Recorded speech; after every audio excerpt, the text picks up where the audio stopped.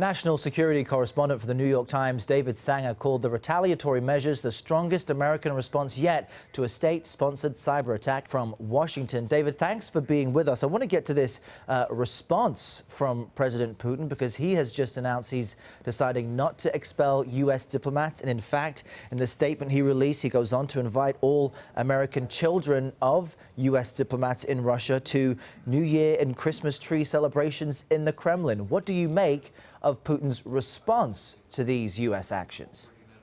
President Putin has played a pretty weak hand pretty brilliantly throughout this entire thing. He's denied having much to do with the hacking, then said focus on the content of the emails, who cares where they came from. And now, in response to the jettisoning of 35 Russian diplomats, he's basically saying, that was President Obama. I'm just moving on. I'm waiting for Donald Trump. And if you read down in the end of that statement, he wishes President Obama a good New Year's and then says he's looking forward to working with Mr. Trump. So the message of this whole thing, right down to inviting the kids to the New Year's celebration, is Putin saying, I'm going to develop a completely new relationship with a new president, which fits in very well with what Donald Trump has been saying all along. So it's a way for him to basically ignore that most of this has even happened. So what is Donald Trump's political options now? He says he will listen to what the intelligence community has to say next week when he meets with them, but publicly, he's always put doubt onto any link from the Russians to influencing the U.S. election. Now that these sanctions are in place, diplomats have been expelled, and more, what position will he be in come inauguration, considering some Republicans have been supportive of these moves?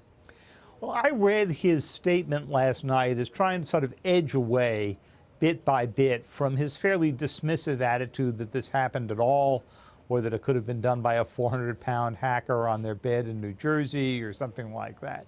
So I think he's in taking the intelligence report, which is a good thing to do. I think he's saying, I'm now going to root myself back in the facts, and from there make a decision. But I think President Obama has boxed in the president-elect to some degree, because it would be hard to imagine, especially with Republicans calling for investigations into the Russian activity, how President-elect Trump could take the oath of office and then immediately begin to undo some of these sanctions that were announced yesterday.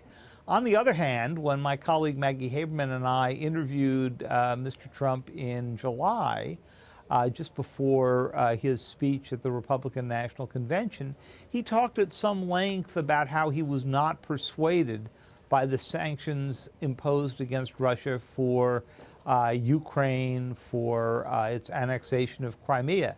So you could see him begin to back away from those as well. And considering that there's criticism of the Obama administration that they took these steps too late, that Democrats in general were weak in protecting themselves against such an attack, do you think that this response will be enough to deter cyber warfare from other countries or deter Russia at all, considering Trump will be the new president?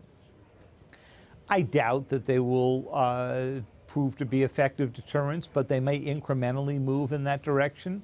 We've seen a little bit of a diminishment of Chinese activity since President Obama threatened some action and reached an agreement with Xi Jinping about a year and a half ago. Could be the same here. But the fact of the matter is that cyber is just too cheap, too hard to trace back for it to be resistible to a country that wants to be able to conduct influence operations but not go over that threshold that could result in an armed response. David Sanger, national security correspondent for the New York Times. Be sure to check out his article on this story today. Thanks for your time. Thank you, Errol.